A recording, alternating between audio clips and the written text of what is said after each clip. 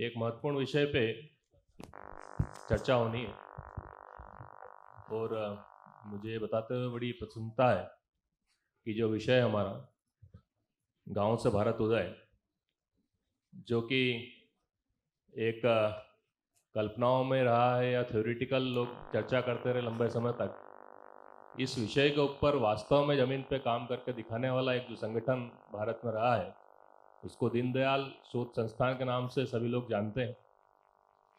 सभी लोगों को ये भी मालूम होगा कि राष्ट्र ऋषि भारत रत्न नानाजी देशमुख के प्रयासों से वो एक पूरा मॉडल खड़ा हुआ है और शायद उसी मॉडल को देख के ये एक बनी है मान्यता कि भारत का उदय गांव से होगा। तो इस सत्र के अंदर हम माननीय अभय जी भाई साहब से ये समझने की कोशिश करेंगे कि क्या क्या वहाँ पे हुआ है, किस तरह के मॉडल डेवलप किए गए हैं। जो नानाजी देशमुख का ग्राम विकास का मॉडल है, जो कि दीनदयाल उपाध्याय जी के अंत्योदय की संकल्पना पे एक मूर्त रूप देने का प्रयास हुआ है। चित्रकूट एक बड़ा केंद्र है, इस तरह के काफ़ी केंद्र इस संस्थान के अंदर पूरे देश के अंदर बने हैं। काफ़ी पहलुओं पे इन्होंने काम किया है। हम एक एक करके कुछ पहलुओं की बात करेंगे और हम ये भी समझने की कोशिश करेंगे कि ये जो मॉडल डेवलप हुआ है वो इसकी स्केलेबिलिटी क्या है, उसका रिप्लिकेशन क्या है। तो ऐसा आपका बहुत स्वागत। एक जो महत्वपूर्ण काम दीनदयाल शोध संस्थान का नज़र आता है कि जो पारंपरिक स्वरोजगार रहा है उसका एक विशिष्ट तरीके से संवर्धन देखा गया वहाँ पे। जो हमारा आदिवासी अंचल है, पर्टिकुलरली अलग अलग क्षेत्र जो अपने हैं, तो उसका क्या मॉडल रहा, किस तरह से स्टार्ट किए, क्या शुरू में परेशानियाँ आई और किस तरह से आगे बढ़ी बातें, थोड़ा सा हमारा मार्गदर्शन करिए। आपने प्रारंभ में ही श्रद्धेय नानाजी के बारे में बताया। वह जीवन पर्यंत संघ की प्रतिज्ञा लेने के बाद संघ कार्य में ही लगे रहे और जो दीनदयाल जी का एकात्म मानव दर्शन का विषय और लगभग दोनों साथ में काम करते रहे।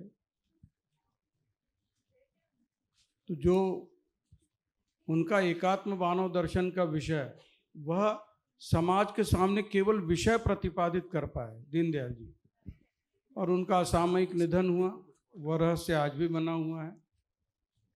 बस नानाजी ने 1968 11 फरवरी उसी दिन संकल्प लिया भारतीय देश के सामने कि अब इसको मूर्त रूप देने का काम मैं करूँगा, और द्वितीय पूजनीय सरसंघ चालक गुरु जी का इसके लिए आशीर्वाद था और उस काम में वो लग गए। नानाजी का माने एक ही बौद्ध वाक्य अपने जीवन में रखा, जो चित्रकूट में उन्होंने ग्रामोदय विश्वविद्यालय बनाया, उसका ध्येय वाक्य था विश्वम ग्रामे प्रतिष्ठितम। जितने माने भारत की आत्मा या दुनिया की आत्मा गांव में बसती है, और अभी जो तथाकथित शहरीकरण होता जा रहा है, अब उस सब के दुष्परिणामों पर हम लोग बातचीत नहीं करेंगे। और आपने एक बात कही थी कि मॉडल क्या है ग्राम विकास का, उपलब्ध संसाधनों के आधार पर जो गांव जहां का है उपलब्ध संसाधन है उस आधार पर ही वहां पर होना चाहिए। अब जो रॉ मटेरियल जिस गांव में नहीं है और उसकी कोई माने प्रोडक्ट बनना है या कुछ भी बनना, अगर वो बनाएंगे तो वो इतना महंगा होगा, कहीं बाहर से चीज़ आएगी और वहाँ पर उसका काम करेगा। तो नानाजी ने इस दृष्टि से पहला कि उपलब्ध संसाधनों के आधार पर रोजगार भी है, तो इस दृष्टि से ही वह माने काम होना चाहिए। अच्छा, एक और जो विषय वहाँ पे देखने में आया, वहाँ पर न केवल पारंपरिक स्वरोजगार में संवर्धन दिखा, बाकी स्वरोजगार में नवाचार भी काफ़ी देखने को मिला। आप जो छोटे छोटे दूरस्थ गांवों के अंदर छोटे छोटे जो प्रयोग हुए हैं और जिस तरह का एक डेवलपमेंट हुआ है, जो भारतीयता के दृष्टि से भी एक महत्वपूर्ण चीज़ रहा, तो उसके बारे में कुछ थोड़ा सा प्रकाश डालें।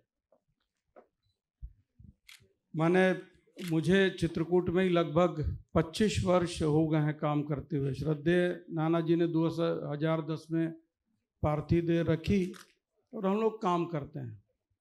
तो गांव में जाकर स्थानीय समाज के साथ बैठते हैं, बातचीत करते हैं, और विशेष रूप से उसमें तरुण युवक और युवतियां। तो मेरा एक ऑब्जर्वेशन है, मैं बड़ा उसके साथ रखता हूँ। जनजाति क्षेत्र भी बहुत है, हम लोग मध्य प्रदेश और उत्तर प्रदेश की सीमा पर स्थित हैं, तो बहुत बड़ा क्षेत्र। नाना जी जब आए 1990 में 75 वर्ष की उम्र में, तो 50 किलोमीटर परिधि का ही क्षेत्र चुना उन्होंने अपने कार्य क्षेत्र की दृष्टि से। तो समाज की बैठक करना, तरुण युवक और युवतियों से बात करना कि आपको क्या सीखना है। इस मामले में मैं कड़े शब्दों में कहता हूँ, बहनें हमारी सब कुछ सीखना चाहती हैं, और तरुण युवक, वो हमारा क्षेत्र अभी 7-8 वर्षों तक बड़ा अपराध का क्षेत्र था। यानी चित्रकूट का नाम, यानी कुछ बड़े डकैत हुए और वो किडनैप करना और फिरौती मांगना। तरुण युवकों में अच्छे कपड़े, अच्छा मोबाइल, अच्छी मोटरसाइकिल, लेकिन मेहनत नहीं करना, शॉर्टकट तरीके से अमीर बनना। अब मैं उन डाकुओं के नाम ले नहीं रहा हूँ। लगभग 15-20 माने लगभग 3-4 दशक तक फिर यह सब चलता रहा, और हम लोगों का धीरे धीरे काम चलता था। गांव में जाकर तरुण युवक युवतियों को बैठना, बातचीत करना, आपको क्या चाहिए। एक बड़ा अद्भुत उदाहरण, जो गांव में काम करने वाले हमारे कार्यकर्ताओं की टोली थी, उसमें एक बड़ा अभिनव प्रयोग नाना जी ने किया था। समाज शिल्पी दंपत्ति, तो उस एक समाज शिल्पी दंपति का अपहरण किया इन्हीं सब डकैतों ने। महिला को तो छोड़ दिया, पुरुष को उन्होंने अपने साथ लेकर गए, और एक पीडब्ल्यूडी का कुछ काम चल रहा था, कुआं निर्माण का। उस गलतफहमी में वो इनको लेकर गए। फिर जब परिचय हुआ कि ये तो दीनदयाल संस्थान के समाज शिल्पी दंपत्ति कार्यकर्ताओं में से एक है, तो वो डाकू लोग कह रहे थे हमारे कार्यकर्ता से, यार तुम्हारे नाना के पास तो बहुत पैसे हैं, अब तुम तो कार्यकर्ता हो उनके, तो तुमको छुड़ाने के लिए कुछ पैसे तो देंगे। वो बड़ा परिपक्व कार्यकर्ता था। उसने कहा कि है नाना जी के पास पैसे, नाना जी ने शादी की है, न पत्नी है न बच्चे हैं, समाज से पैसा इकट्ठा करते हैं और समाज में खर्च कर देते हैं। तो उन लोगों ने कहा, तो बोले क्या करते हैं नाना जी। तो वो जो हमारा कार्यकर्ता था, उसने उसी डाकू से पूछा, बोले हमको मालूम कि ये काम आप मजबूरी में कर रहे हो, आपके बच्चे ये काम करें ये आप चाहेंगे। तो उसकी आंखें नम हो गई। उसने कहा कि कभी नहीं करेंगे, हम नहीं चाहेंगे कि बच्चे हमारा यही काम करें। दिन रात पुलिस पीछे पड़ी रहती है, कौन सी गोली के ऊपर हमारा नाम लिखा है और हमारा जीवन लीला समाप्त हो जाएगी, तो हम बिल्कुल नहीं चाहते। तो बोले नाना जी यही काम कर रहे हैं, आने वाली पीढ़ी दिग्भ्रमित ना हो और अपने मार्ग से भटके नहीं। फिर उन्होंने कहा कि मैं नाना जी से मिला हूं और नाना जी के कमरे में गया हूं, नाना जी जो कहते हैं वही करते हैं, एकदम सादगीपूर्ण जीवन, और उनके मन में इस क्षेत्र के प्रति बड़ा दर्द है कि ये सब कैसे धीरे धीरे, जो दीनदयाल जी का सोच था कि बाकी बराबरी पर लोग आएंगे, और नाना जी ने अपने जीवन का ध्येय वाक्य बनाया था, मैं अपने लिए नहीं अपनों के लिए हूं, और अपने वे हैं जो पीड़ित और उपेक्षित हैं। तो पूरा जीवन नाना जी ने इसी काम के लिए लगाया। जी भाई साहब, एक अभिनव प्रयोग और वहाँ पे हुआ, जिसके अंदर इस तरह का प्रयास किया गया कि विवाद मुक्त गांव का निर्माण किया। जो गांव का विवाद है वो गांव में ही खत्म होना चाहिए, और उसके लिए अलग अलग प्रयास भी हुए। तो उस विषय में भी भाई साहब थोड़ा सा बताइए। स्वावलंबी व्यक्ति, स्वावलंबी परिवार, स्वावलंबी समाज, फिर हमारा स्वावलंबी जिला, तभी हम स्वाभिमान से जी सकते हैं। नाना जी का हम सब कार्यकर्ताओं को, जो दीनदयाल शोध संस्थान का प्रत्यक्ष काम करने वाले, और अब आपके एक प्रश्न में आपने एक लाइन का पूछा, तो जो नाना जी से मैंने सुना समझा हम सब कार्यकर्ताओं ने, तो उसमें बहुत सारी बातें हैं। तो मुझे लग रहा है समय की भी सीमा है, लेकिन फिर भी सुधी यहाँ इस सभागार में उपस्थिति के सामने जो मैंने सीखा और समझा है उसको बताने का प्रयत्न करूंगा। गांव स्वावलंबी बने, इस दिशा में हम लोगों ने काम चालू किया। और शुरुआत में ही आपका पहला प्रश्न था, उपलब्ध संसाधनों के आधार पर विकास का सारा काम चलेगा? तो उस सब में उन्होंने कहा कि भाई गांव को स्वावलंबी बनाना है। 5 महत्वपूर्ण बातें उन्होंने हम सब कार्यकर्ताओं, स्वावलंबन में कौन कौन सी 5 बातें महत्वपूर्ण हैं। पहला, गांव में कोई गरीब नहीं रहना चाहिए। अब कहते भी हैं कि गरीबी बहुत बड़ा अभिशाप है। दूसरा, उन्होंने बताया कि गांव में कोई बेकार नहीं रहना चाहिए। तो हम सब ने सुना है, खाली दिमाग शैतान का। तो बेकार कोई कर सकने लायक व्यक्ति, उसको काम मिलना चाहिए। तीसरी बात बताई कि कोई अस्वस्थ नहीं रहना चाहिए। अब अगर शारीरिक अस्वस्थता है तो हर दृष्टि से व्यक्ति फिर न किसी काम में मन लगेगा और कोई कुछ नहीं कर सकता। चौथी बात उन्होंने बताई, कोई अशिक्षित नहीं रहना चाहिए। और 5वीं बात बताई थी, विवाद मुक्त गांव। वो मध्य प्रदेश की, उत्तर प्रदेश की सीमा पर स्थित है। इधर बघेलखंड है और इधर बुंदेलखंड है। और उस क्षेत्र के बारे में हम लोगों ने काफी कुछ सुना होगा कि बस माने स्वाभिमान नहीं, अभिमान। थोड़ी सी बात पे उठा करके बंदूक चला करके गोली चलाना। भतीजे ने चाचा को गोली मारी। ऐसे ही एक खेत की मेड़ 1 सूत या 1 सेंटीमीटर भी अगर इधर से उधर हो गई तो झगड़े हो गए। और फिर बस कॉलर नीची तो होनी नहीं चाहिए। सालों साल से बाबा के जमाने में झगड़ा हुआ और वो नाती और पर नाती उसका झगड़ा कर रहा है। नाना जी ने कहा कि भैया विवाद नहीं होना चाहिए। विवाद तो होंगे ही, हम सब आप हैं, तो कहीं ना कहीं मतभिन्नता होगी और ऊंच नीच होगी और लड़ाई झगड़े होंगे। कोर्ट कचहरी में रजिस्टर्ड नहीं होना चाहिए। और दूसरी बात, समाज में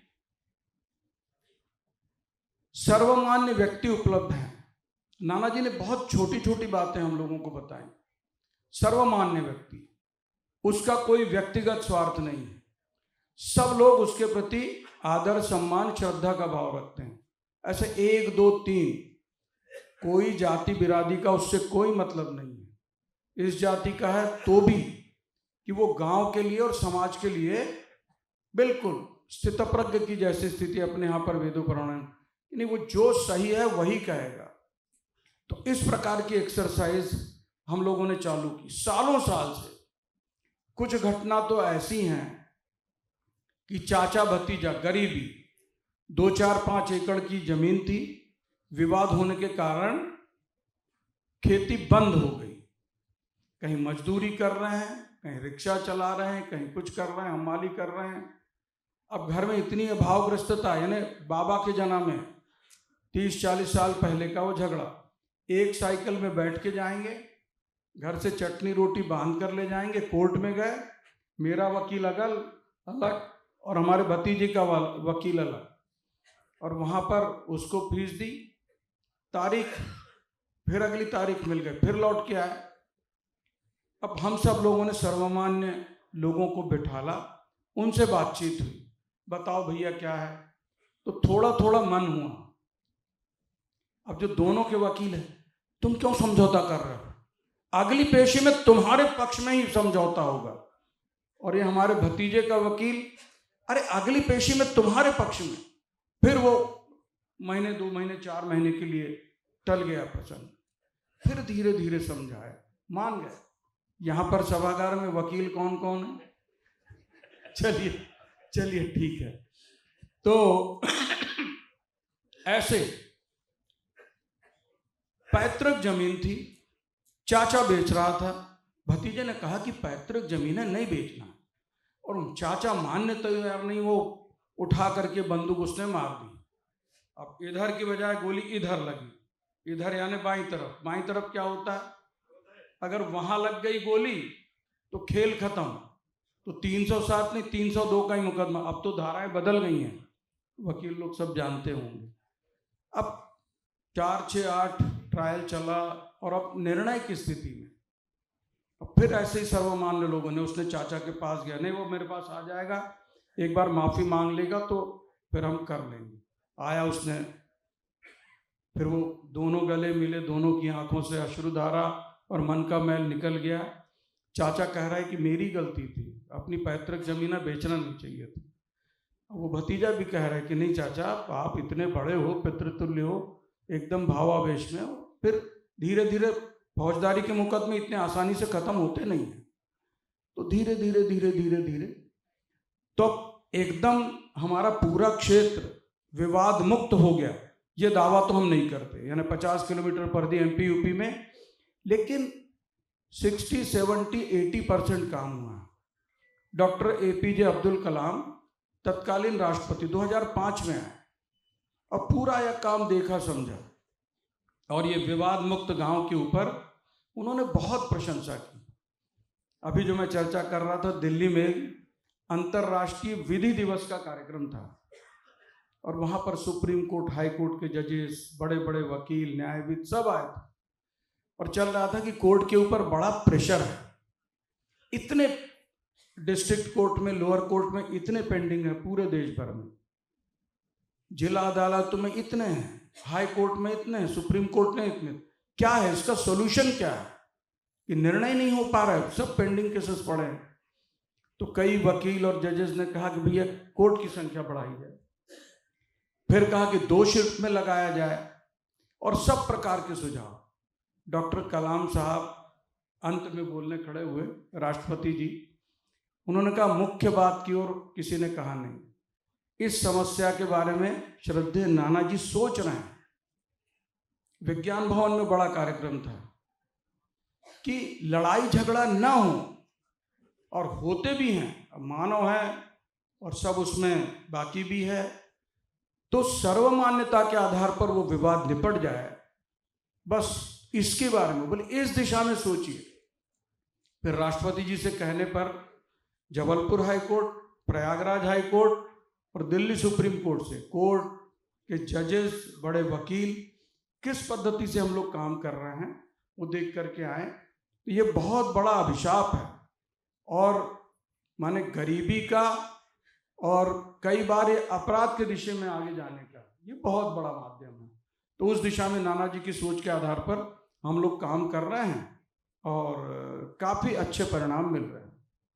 2 और मूलभूत जो आवश्यकताएं रहती है किसी भी सोसाइटी के अंदर, एक होती है शिक्षा, एक होता है स्वास्थ्य, और स्वास्थ्य का एक और पहलू जो है वो कुपोषण भी। और ये तीनों ही विषय पे भी एक्चुअली में उस पूरे एरिया के अंदर बहुत काम हुआ। 2-3 मॉडल भी बने। एक दादी माँ का बटुआ के नाम से तो एक्चुअली इंटरनेशनल लेवल पे भी काफ़ी फेमस भी हुआ चीज़, और पुरस्कार भी काफ़ी मिले। तो इस विषय को थोड़ा संक्षिप्त में माने वो जो हमारे जो 5 काम नाना जी ने बताए थे, पहला है गरीबी बेकारी, और दूसरा है स्वास्थ्य का और शिक्षा का। बहुत काम हुआ। नाना जी एक बात कहते हैं कि जो बीमारी जिस क्षेत्र में है उसके उपचार योग्य दवा भी वहीं उपलब्ध है। हम लोगों में से चित्रकूट कौन कौन आए हैं? थोड़ा सा हाथ उठाइए। चलिए, बहुत सारे लोग आए हैं। अब हमारा तो एक सूत्री कार्यक्रम, जिससे परिचय हुआ भैया चित्रकूट आइए और एक बार काम देखिए। नाना जी का भी यही था। एक बार विश्व स्वास्थ्य संगठन ने इस बार जो सस्टेनेबल डेवलपमेंट माने यूएनओ से तय हुआ था कि एसडीजी सस्टेनेबल डेवलपमेंट, पिछली कोई सभा हुई तो उसमें तय हुआ कि सबके लिए स्वास्थ्य, 20-30 साल पहले। तो जब समीक्षा बैठक हुई तो उसमें यह हुआ था कि जितना टारगेट रखा गया था वहां तक हम बहुत कम पहुंचे। फिर वो JRD टाटा भी उस समिति में थे। फिर नाना जी गए, नाना जी से बड़ी मित्रता थी उनके, मिलने गए। उन्होंने कहा कि मैं चित्रकूट आ गया हूं और मैं कुछ कर रहा हूं और दुनिया में सबके लिए स्वास्थ्य, ये जो मॉडर्न मेडिसिन है एलोपैथ की, इसके माध्यम से इतना बड़ा दुनिया का जो समाज है सबको शिक्षा मिलना असंभव है। जो परंपरागत हमारी स्वास्थ्य के दृष्टि से लेकर के उपचार की पद्धतियां, उन सबको अपनाना पड़ेगा। और उस आधार पर एक नाना जी ने अपना कॉन्सेप्ट JRD के सामने रखा कि मैं ऐसा ऐसा करना चाहता हूँ और इस प्रकार के प्रयोग, जो जड़ी बूटियां, जैसे मैंने शुरू में कहा कि जो बीमारी स्किन डिजीज जिस क्षेत्र में, जिन गांव में रहती है, तो उसका उपचार भी, गला खराब, सर्दी जुकाम, तो उससे जुड़ी हुई दवाएं, अब उसके ऊपर भी बात करेंगे तो फिर बड़ी लंबी। नाना जी ने 550 से ज़्यादा ऐसी हर्बल मेडिसिन का वहाँ पर एक पूरा बाग लगाया है। उसका लोकल नेम, बॉटनिकल नेम और सब लगा है। उस पौधे का कौन सा अंग कौन सी बीमारी में काम होता है सीधा लिख दिया है। कोई पेटेंट नहीं, कुछ नहीं। आप आइए, देखिए, समझिए। पौधे चाहिए तो हम पौधे भी देंगे, कुछ महंगे पौधे हैं तो उसके लिए कुछ शुल्क लेंगे, नहीं तो निःशुल्क हम देंगे। आप देख लीजिए, पहचान कर लीजिए और आप करिए। फिर वो तो JRD ने कहा कि नहीं नाना जी, आप मुझे बताइएगा क्या मदद करनी है आपके इस रिसर्च वर्क के लिए, तो मैं मदद करूंगा। और फिर योगायोग से 2-3 महीने बाद उनका निधन हुआ। फिर रतन टाटा जी उनके उत्तराधिकारी थे। नाना जी उनके यहाँ बैठने गए, तो बैठे, मिले, बातचीत हुई JRD के बारे में, बाकी वो निकलने लगे। तो रतन टाटा जी ने कहा कि नाना जी, JRD रोज डायरी लिखते थे और आपके जो ये विषय है, बोले हमने सब डायरी देखी प्रतिदिन। डायरी यानी कोई महत्वपूर्ण विषय, कोई बात है, कोई कमिटमेंट है तो लिख लेते थे। बोले आपके लिए इतनी राशि निर्धारित की है। तो नाना जी ने कहा कि अभी ये समय नहीं है। नहीं, बोले अब वो जो JRD ने लिख दिया डायरी में, उस लिखने को, उस उनके कमिटमेंट को पूरा करना हमारी जवाबदारी। फिर वो जो आरोग्य धाम बना है, जो लोग भी चित्रकूट आए और जिन्होंने देखा है, तो उसके लिए फिर JRD के कमिटमेंट को रतन टाटा ने पूरा किया। और वो फिर एक, अभी नितेश जी ने कहा है, फिर धीरे धीरे उपलब्ध जड़ी बूटियों के आधार पर गांव-गांव में कुछ जड़ी बूटियां, जैसे तुलसी, माने धार्मिक भी हमारी है। जैसे पिछले सत्र में आदरणीय पूर्णेंदु जी ने कहा कि घर में कुछ बनाया तो भोग तुलसी माता को लगाना है। और अपने जितने देवी देवता हैं उन सब के साथ कोई मेडिसिनल प्लांट भी जुड़ा हुआ है। और एक, माने जो दीनदयाल जी का एकात्म मद, कोई ना कोई एक पशु पक्षी जानवर, वो भी उनके साथ जुड़ा हुआ है। अब उसके ऊपर अपन बहुत चर्चा करेंगे तो, लेकिन हम सब लोग जानते हैं। तो ऐसे ही दवाओं को लेकर कि आपको हर घर में, अब मान लीजिए 10-20 प्रकार के पेड़ हैं, पौधे हैं, मेरे पास जमीन कम है, किचन गार्डन की भी बात मैंने उसी में, माने स्वास्थ्य भी है। और उसी में एक आपने प्रश्न किया था कुपोषण। अब आपने एक प्रश्न पे ही, अब जो मैंने नाना जी के साथ सीखा समझा है, तो 1 घंटे में उस विषय पर मेरे अनुभव के आधार पर, मैं बहुत अच्छा वक्ता भी नहीं हूँ, लेकिन व्यावहारिक धरातल पर जो हमने किया है उस पर बोल सकते हैं कि भैया 2 पौधे तुम लगाओ, 2 पौधे तुम लगाओ, 2 पौधे तुम लगाओ। जो अपने गांव की परंपरा थी, माने फलों के भी मामले में, सहजीवन का, सामूहिकता का। मेरे घर में बढ़िया आम का पेड़ लगा है, तो जब आम के पौधे आएंगे, 25-50 घर मेरे गली मोहल्ले में है, तो मैं 5-5, 10-10 आम सबको दूंगा। इनके यहाँ अमरूद का पेड़ है, 1 पेड़ है, 2 पेड़, अमरूद पकेंगे तो सबको देंगे।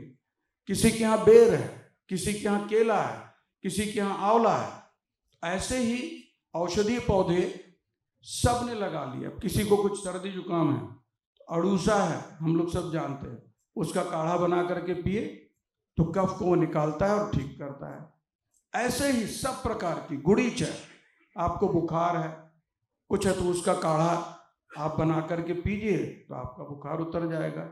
ऐसे ही सुदंशन चूर्ण है, वो सब जड़ी हरी ताजी औषधियाँ सब जगह पर। तो नाना जी ने ऐसे ही एक दादी माँ का बटुआ बनाया और उसमें सब ऐसे जो अपने रोजमर्रा के लिए माने दादी माँ का बटुआ, और नाना जी कहते थे कि हमारे घर में जो हमारा रसोई है, भोजनालय है, वो पूरा का पूरा हमारा माने स्वास्थ्य को ठीक रखने का हींग का उपयोग। अब सब यहाँ बैठे हैं, कौन सी सब्जी को किस चीज से छौंका लगाना, और कई बार अपने यहाँ पर अरे भारतीय संस्कृति हिंदू संस्कृति बड़ी दकियानूसी है, हर काम में ये करो ये मत करो, ये करो ये मत खाओ, ये सवेरे खाओ ये दोपहर को खाओ ये शाम को खाओ। ये कौन बता सकता है कि आप ऐसा करिए और ऐसा मत करिए?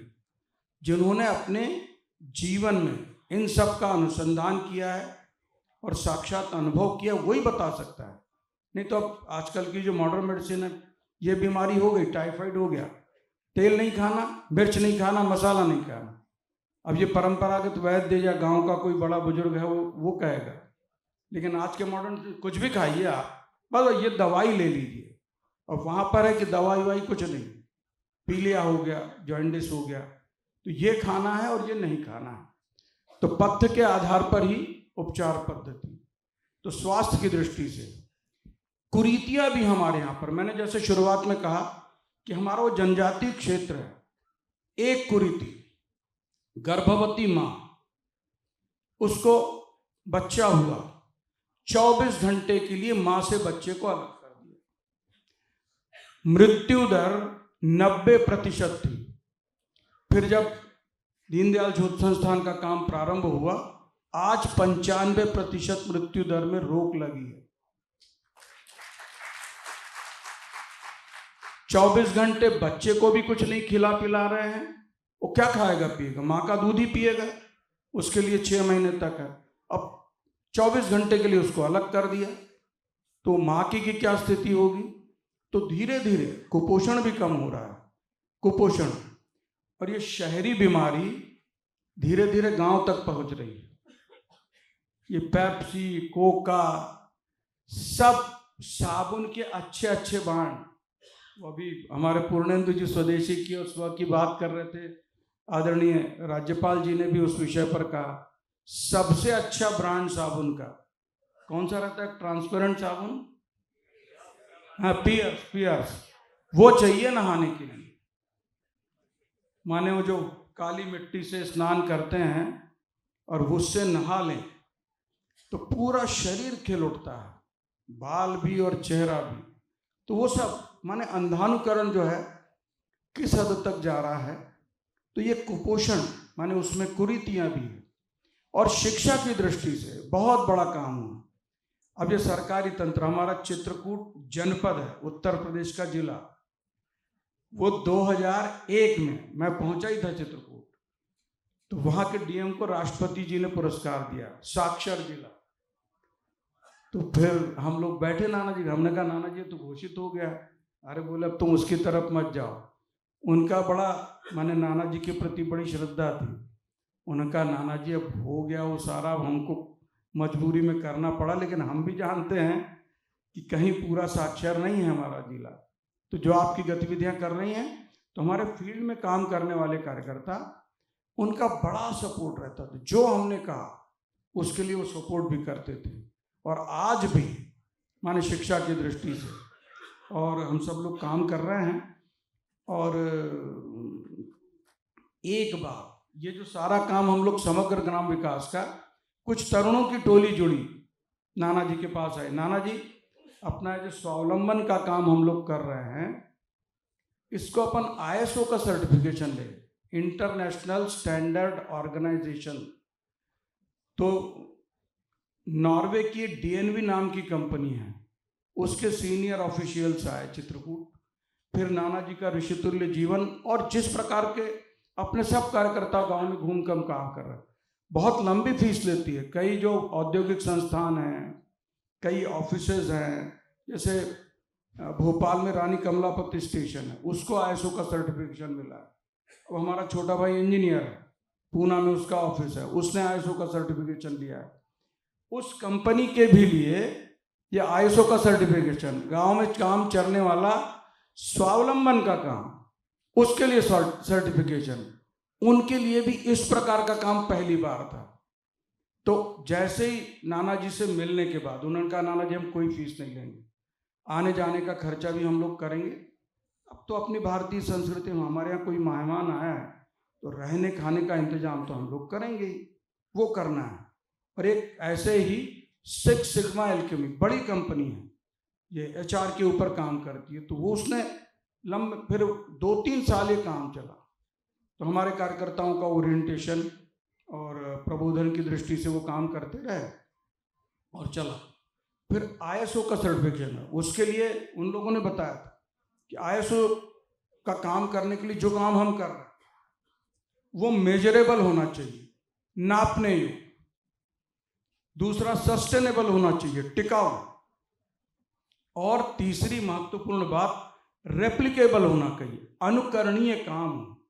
वो जो 5 सूत्र नाना जी दिए, गांव में कोई गरीब नहीं रहेगा, गांव में कोई बेकार नहीं रहेगा, गांव में कोई अस्वस्थ नहीं रहेगा, गांव में कोई अशिक्षित नहीं रहेगा, और विवाद मुक्त हमारा गांव होगा।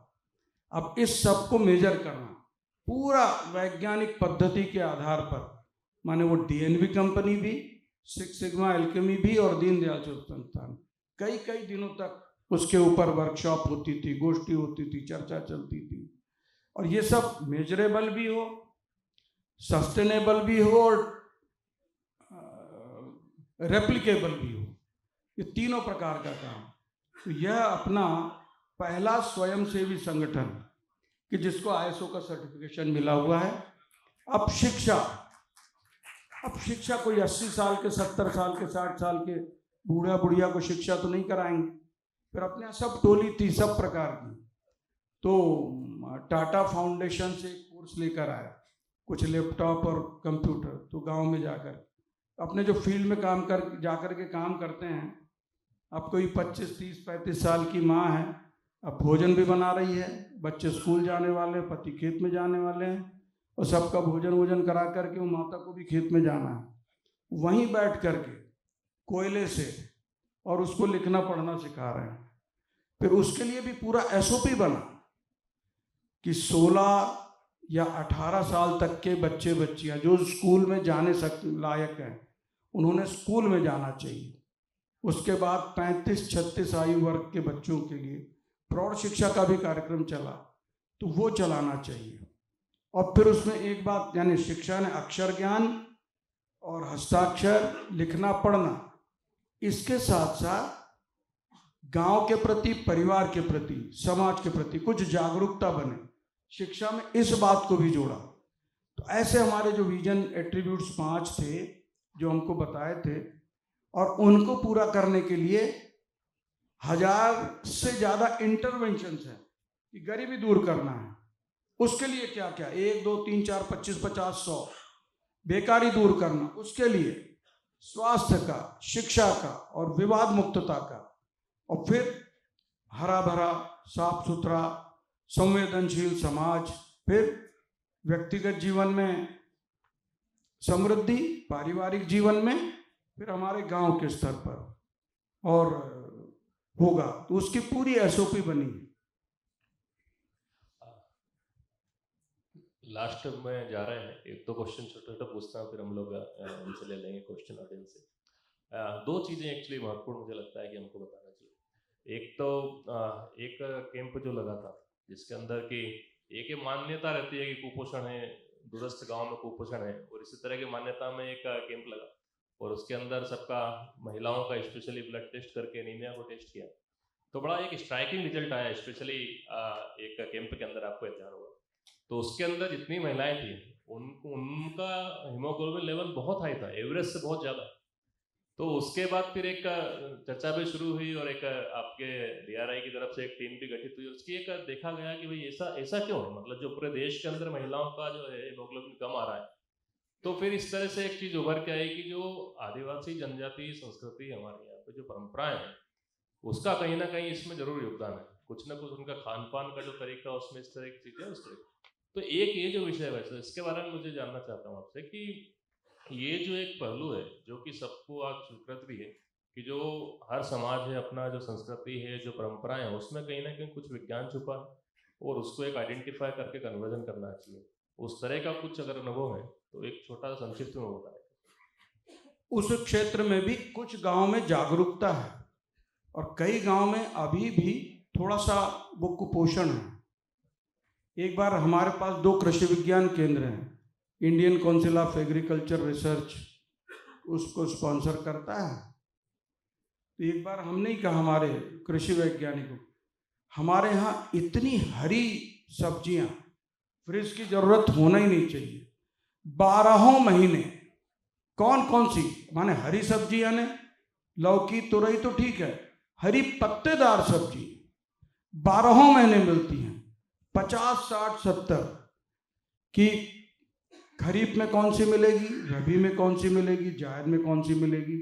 और ये जो 12 महीने हैं चैत वैशाख ज्येष्ठ आषाढ़, या अपन ये जो अंग्रेजी कैलेंडर जनवरी फरवरी मार्च पूरा उन्होंने बनाया, फिर उसका एक पूरा मैप बना करके और उसमें कौन कौन सी सब्जी उगाना चाहिए।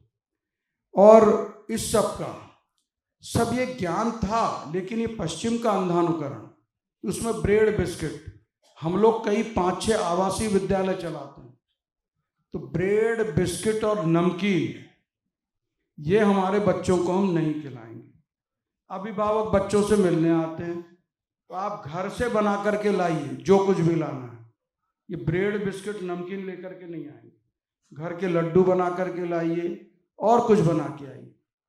अब एक जिसने पहली बार नाम सुना महुआ, ऐसे जो लोग हैं थोड़ा हाथ उठाइए, हैं काफी लोग हैं, हाथ नीचे। सुपर फूड, आयरन रिच, अब वो उसका वो जो समर्थन मूल्य सभी उत्पादों पर मिलते हैं तो 45 रुपए किलो, पहले फ्री में कोई नहीं लेता था। तो अब जब आप चित्रकूट आएंगे तो हम आपको खिलवाएंगे। तिल और महुआ हल्का भूनकर और उसका बना लें और वो आप खाइए, इतनी बढ़िया मिठाई है और पौष्टिक बिल्कुल। तो ऐसे ही जो कई प्रयोग जो भूल गए थे और ऐसा लगता था कि ये दकियानूसी है और वो है, उसको थोड़ा सा प्रमोट हम लोग कर रहे हैं और बता रहे हैं। ये परंपरागत ज्ञान गांव के हर व्यक्ति को है, लेकिन वो आने वाली पीढ़ी है तो वो धीरे धीरे इससे थोड़ा सा दूर हो रही है। तो उस सब को आंवला, अब वो चित्रकूट का क्षेत्र जंगल भी बहुत है, तो हर्ब्स ये जो त्रिफला है, हर्रा बहेरा आंवला बहुतायत में है। परसों नरसों एक नाड़ी वैद्य है, हम सब भी जानते हैं, बोले रोज आप एक आंवला खाइए, बोले जो गर्म कपड़े आपने पहने रखे हैं महीने 2 महीने बाद आप अच्छी दिसंबर जनवरी की ठंड में भी सब आपको निकाल करके फेंकना पड़ेगा। सफेद मूसली, काली मूसली, शतावर, गुड़मार, इतनी औषधियों से भरा हुआ है। अब थोड़े से स्वार्थ के लिए ये जो बड़ी बड़ी आयुर्वेद की कंपनियां हैं ट्रक लगा देती थी, कहीं आंवला तोड़ रहे हैं, कभी यानी थोड़ा वैल्यूडेशन उसमें किया तो डालियां काट रहे हैं, किस समय तोड़ना किस समय काटना, तो थोड़ा सा नाना जी ने उसके बारे में सबका किया कि भैया ये एक बार हमको लाभ लेना है क्या। जो 2 पैसे 3 पैसे किलो भी नहीं मिलता था हमारे जनजाति बंधु भगिनियों को, जब स्वयं सहायता समूहों के माध्यम से किया तो अब वो देशी आंवला जिसकी मेडिसिनल वैल्यू बहुत ज़्यादा है 6 से 8 रुपए किलो मिलने लगा। और ये जो प्रतापगढ़ी बड़ा वाला आंवला मुरब्बे वाला 14 से 16 रुपए, बंजर जमीन कुछ नहीं करते थे। आंवला तो हो ही सकता है, बेर हो सकता है, अमरूद हो सकता है, वो सब लगाना प्रारंभ किया। और एक सबसे बड़ी समस्या थी उस क्षेत्र में पानी। 5-8 किलोमीटर घर के परिवार के 1 या 2 सदस्य पानी के लिए जूझते रहते थे। तो नाना जी ने शासकीय योजनाओं का इम्प्लीमेंटेशन स्थानीय समाज के सहयोग से। तो वहाँ वाटर शेड का काम किया, रिज टू वैली। जो लोग जानते हैं हमारे पास पानी का एक ही सोर्स है, वर्षा का जल। तो दौड़ते पानी को चलता करो, चलते पानी को रोको, और वर्षा जल को भूमिगत जल से। अन्ना हजारे जी जब सेवानिवृत्त होकर आए और ग्राम विकास के काम के लिए उनको अपने गांव में रालीगंज सिद्धि में काम करना था, नाना जी से मार्गदर्शन लिया उन्होंने। यही काम नाना जी ने बताया और उस सारे काम को ही करके अन्ना जी ने समग्र ग्राम विकास का एक मॉडल खड़ा किया। अब एक एक विषय पर मैं बता सकता हूँ, समय की सीमा है जी। बस इसीलिए मैं एक बस अंतिम प्रश्न आपसे पूछूंगा, उसके बाद हम सभा से क्वेश्चन लेंगे।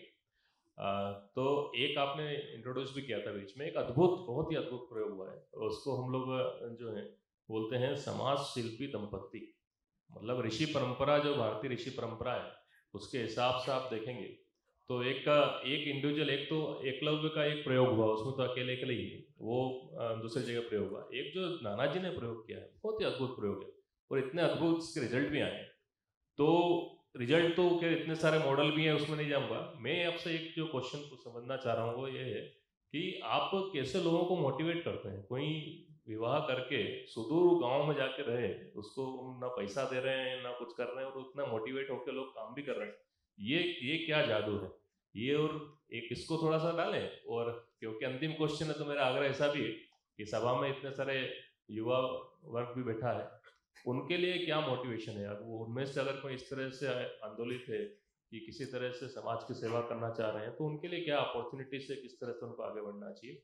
तो ये मेरी तरफ से अंतिम क्वेश्चन, फिर हम सभा से लेंगे। नानाजी संघ के प्रचारक डॉक्टर जी से जब उन्होंने प्रतिज्ञा ली तो आजीवन उन्होंने बस उस दिशा में ही काम किया। तो जो फील्ड में उत्तर प्रदेश के गोंडा से काम प्रारंभ किया, तो एकल समाज शिल्पी, उसको एकल समाज शिल्पी अपने यहाँ संघ में जो विस्तारक कहते हैं कि ग्रेजुएशन पोस्ट ग्रेजुएशन करने के बाद 2 वर्ष 3 वर्ष 4 वर्ष 5 वर्ष आप समाज सेवा के क्षेत्र में काम करें। एकल तरुण युवक या तरुण युवती गोंडा से काम चालू हुआ। फिर नाना जी चित्रकूट आए, चित्रकूट में भी है। नाना जी सतत सोचने की प्रक्रिया उनकी चलती रहती थी। तो उन्होंने कहा कि नहीं, अपना सामाजिक ताना बाना, और उसमें भी गांव में विशेष रूप से महिलाएं पुरुषों के बीच और पुरुष महिलाओं के बीच में जाकर कर काम नहीं करते। तो उनके मन में आया कि समाज शिल्पी दंपत्ति 1996 में पति पत्नी दोनों ग्रेजुएट होंगे, 2 बच्चों से ज़्यादा नहीं होंगे, 25 से 35 आयु वर्ग के होंगे, गांव में रह करके काम करेंगे, कुछ व्यवस्था गांव वाले करेंगे, उनके रहने की व्यवस्था, और समाज के सहयोग से उनके जीवन यापन के लिए जितना कुछ लगता है वो दीनदयाल शोध संस्थान करेगा। और इस प्रकार से काम चालू हुआ।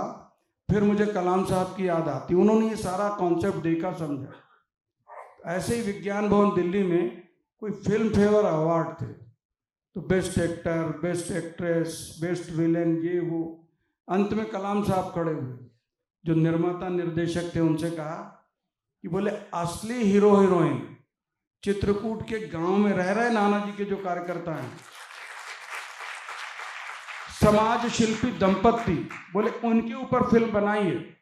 आज के इस भौतिकतावादी युग, चकाचौंध वाले युग में, और जो ज्यादातर दंपत्ति आए, कुछ ही संघ के स्वयंसेवक या जुड़े हुए थे, बाकी समाज से आए। चलो यार देखते हैं, अब ये नाना जी का आह्वान है तो कुछ साल 2 साल 6 महीने करके देखते हैं। और फिर नाना जी का जो ऋषितुल्य जीवन था उसको देख करके 96 के कार्यकर्ता, अभी ये 2026 आ गया, अब उनके बच्चे भी हो गए और बच्चों के बच्चे भी हो गए, लेकिन पूरी प्रामाणिकता और डिवोशन के साथ वो लोग सब काम कर रहे हैं। और नाना जी ने समाज शिल्पी दंपत्तियों के बारे में कहा था कि हमारे वनवासी राम और सीता, जिन्होंने 14 वर्ष समाज में रह करके काम किया, समाज को जोड़ने का, और उनने समाज में रह करके, अब चित्रकूट पूरा जनजातीय क्षेत्र है, और राम जी के बारे में, सीता जी के बारे में ऐसे ही एक राम दर्शन बनाया। नाना जी कहते थे कि भगवान राम नहीं, मर्यादा पुरुषोत्तम राम। भगवान कह देते तो हम सबको लगता है क्या रे, ये सब काम हमारे करने लायक नहीं। मर्यादा पुरुषोत्तम राम, उनके जीवन के ऐसे पहलू जो समाज को प्रेरणा दे सकते हैं, तो ऐसा राम दर्शन नाना जी ने बनाया।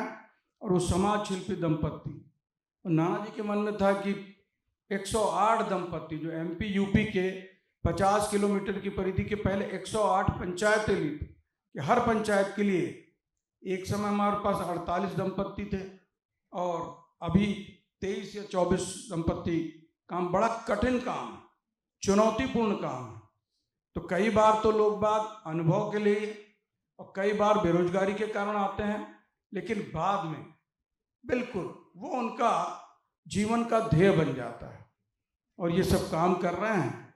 तो प्रश्न तो आपका अंतिम है। मेरा आप सबसे निवेदन है कि आप सब आएँ, देखें, और आप सब लोग भी करने वाले लोग हैं सामाजिक क्षेत्र में, तो कुछ आपके अनुभव भी हमको शेयर करेंगे, तो मिल करके एक मॉडल बनाएंगे।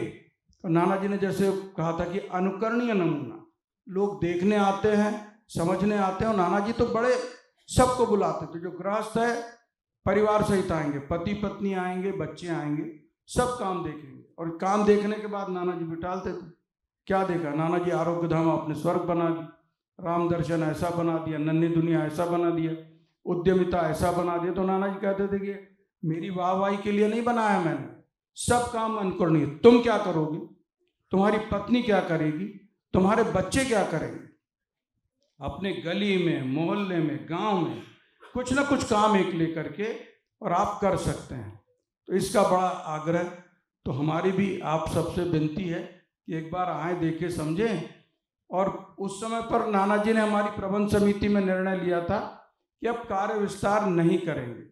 अभी हमारे एक पालक अधिकारी, उन्होंने कहा कि उस समय लिया होगा, लेकिन अब इस प्रकार के काम की आवश्यकता है। तो देश भर के प्रत्येक प्रदेश में एक प्रकल्प ऐसा खड़ा हो, और जो मध्य प्रदेश हमारा एक रोल मॉडल चित्रकूट में है, तो यहाँ पर भी जहाँ पर अनुकूलता है, जहाँ पर टोली है, अब बाकी सब कहते थे नाना जी जमीन ले लीजिए, पैसा ले लीजिए, आप काम करिए। ये काम नहीं, आप आइए, अपने टोली को लेकर आइए, यहाँ देखिए, समझिए, और बाकी तकनीकी रूप से आपको जो सपोर्ट करिए तो हम करेंगे, लेकिन स्थानीय स्तर पर। तो इस विषय को आगे बढ़ाना, यह अपनी वर्तमान टोली ने, हम लोगों ने निर्णय लिया है, उसमें आप सबका सक्रिय सहयोग और सहभागिता अपेक्षित है। किसी का अगर कोई क्वेश्चन हो, पूछना चाहें तो कृपया अपना हाथ बता दीजिए। वॉलंटियर्स आपका माइक दीजिए।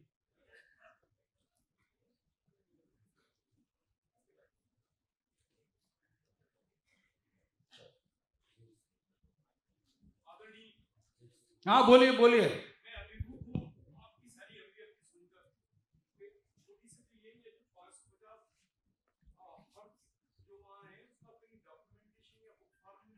है डॉक्यूमेंटेशन है उसका।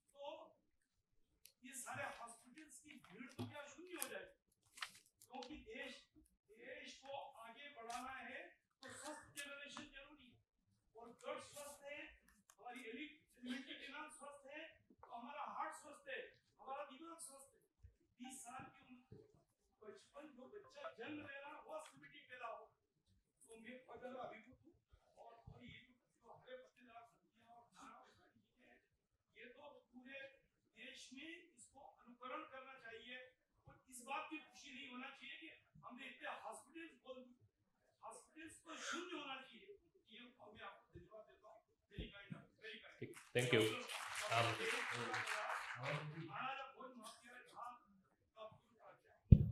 Thank you. आप कुछ आ रही है।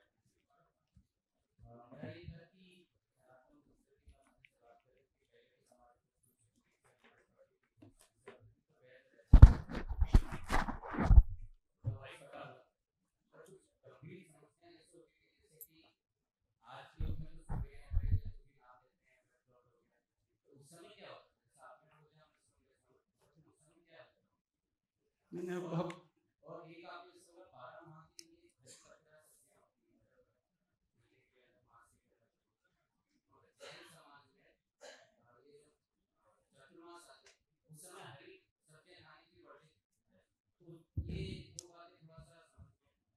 नहीं चलिए, वो अपने यहाँ भी बारिश के समय, जैसे जैन समाज में आपने कहा चातुर्मास में, अपने यहाँ भी बारिश के दिनों में पत्तेदार सब्जियां खाने के लिए मनाही रहती है। क्यों रहती है कोई बताए?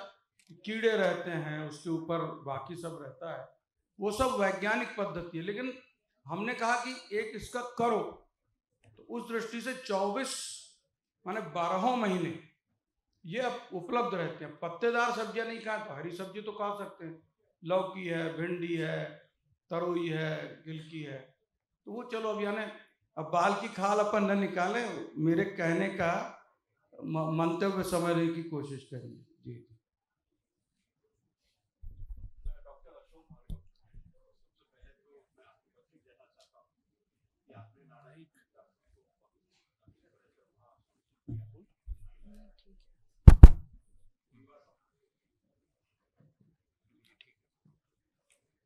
चालू है डॉक्टर।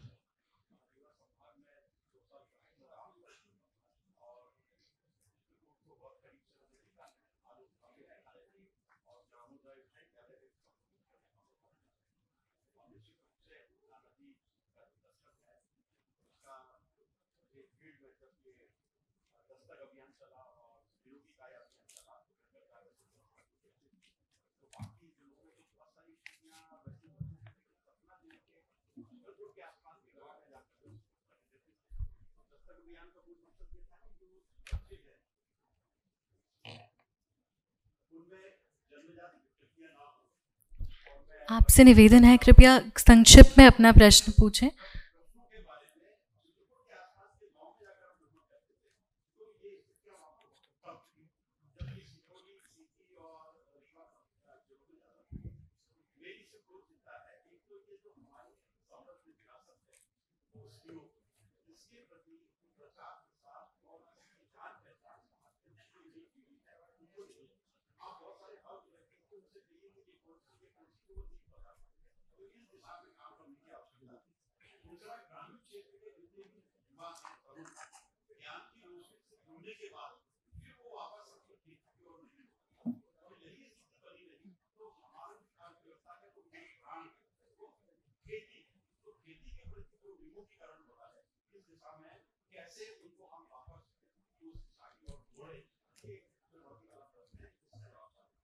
नहीं, आप खुद प्रशासनिक अधिकारी रहे हैं तो आपने प्रश्न भी पूछे, उत्तर भी है, यानी मैं तो बता सकती हूँ ये सब जवाबदारी जो जागरूक समाज के घटक हम सब लोग, हम लोगों की जवाबदारी। रंगन दत्ता साहब बंगाल के रहने वाले और असम में वो चीफ सेक्रेटरी रहे, बाद में नाना जी के संपर्क में आए।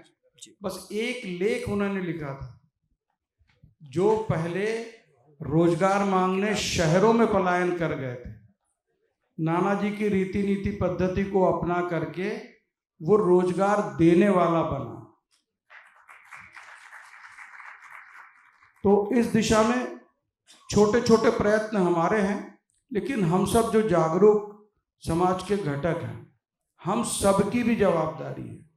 अगर योग्य अपन छुटपुट अखबारों में कहीं ना कोई समाचार पढ़ते हैं, IIT का पढ़ा हुआ, विदेशों में जाकर के रहा हुआ 2, 4, 10 वर्ष, फिर लौट करके आया और उसने अपना कोई स्टार्टअप या खेती किसानी कोई उसने वैज्ञानिक ढंग से की, तो जितना वो वहाँ कमाता था उससे कई गुना यहाँ कमा रहा है।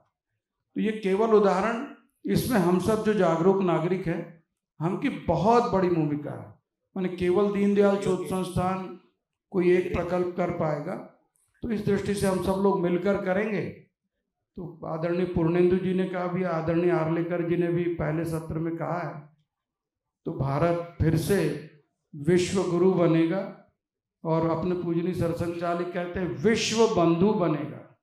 गुरु की दृष्टि से न भारत का राजा महाराजा कोई तलवार लेकर के विश्व विजय के लिए कभी नहीं निकला, लेकिन अपने उन्नत सामाजिक जीवन के बल पर वह विश्व गुरु रहा है और अब विश्व गुरु से ज्यादा विश्व बंधु की भूमिका निभाने वाला बनना चाहिए। आप सबने बड़ा पेशेंस के साथ सुना, इसके लिए आप सबका साधुवाद। भारत माता की।